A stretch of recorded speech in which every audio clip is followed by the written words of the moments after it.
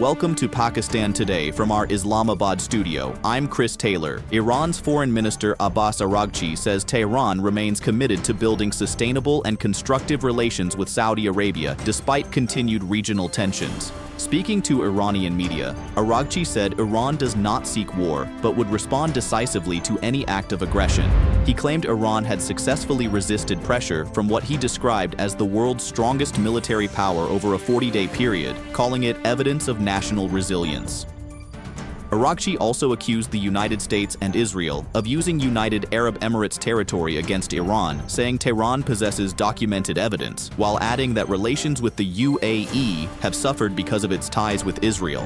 Russian President Vladimir Putin has rejected claims that Pakistan operates under Chinese influence. Speaking during the St. Petersburg International Economic Forum, Putin responded to an Indian journalist by describing Pakistan as a major and important country maintaining balanced relations across the world. He reaffirmed Russia's strategic defense partnership with China, while also highlighting Moscow's trust-based ties with Iran. Putin added that Russia remains capable of playing a constructive role in reducing regional tensions. A detailed report published by American media outlet Vox has described Pakistan as an increasingly important and unexpected partner in United States foreign policy. The report highlights Pakistan's diplomatic role during the 2026 crisis, saying Islamabad facilitated direct communication between Washington and Tehran. According to the publication, both civil and military leadership played active roles in dialogue efforts, high-level engagement, and ceasefire diplomacy. The report also points to expanding cooperation between Pakistan and the United States in areas including counterterrorism, digital assets, and critical minerals, while noting Pakistan's balanced relations with China, Saudi Arabia, and Iran.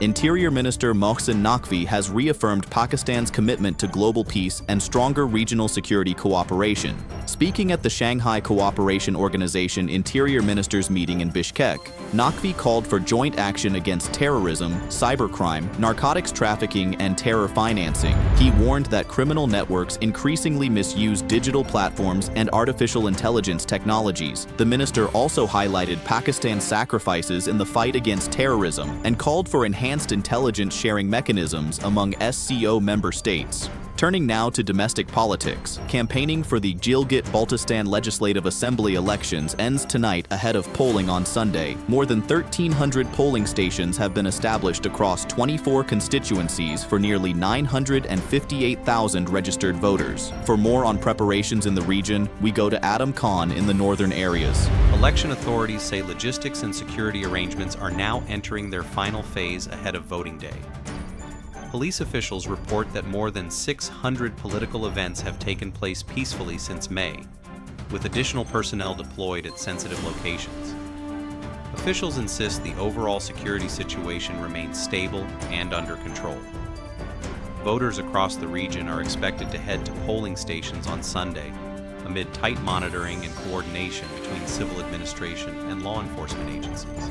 The government has officially introduced a comprehensive fixed tax scheme for small shopkeepers as part of efforts to expand the tax base. Finance Minister Mohammad Aurangzeb said the economy remained stable despite floods, regional instability, and economic pressures, while stressing that the government's focus remains on broadening taxation rather than increasing rates.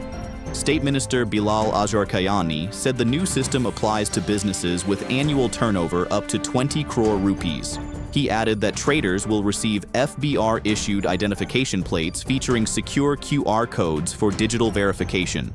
And finally, Pakistan's textile sector is urging policymakers to use the upcoming federal budget to restore competitiveness and support industrial growth. Industry representatives warn that more than 140 mills have already shut down because of high taxes, expensive energy, and policy uncertainty. The textile sector contributes around 9% of GDP and more than half of Pakistan's export earnings. Exporters are demanding tax reforms, lower energy tariffs, and faster refund payments, while economists caution that IMF commitments could restrict the government's room for large-scale relief measures. That's all for now. You're watching Pakistan Today. I'm Chris Taylor.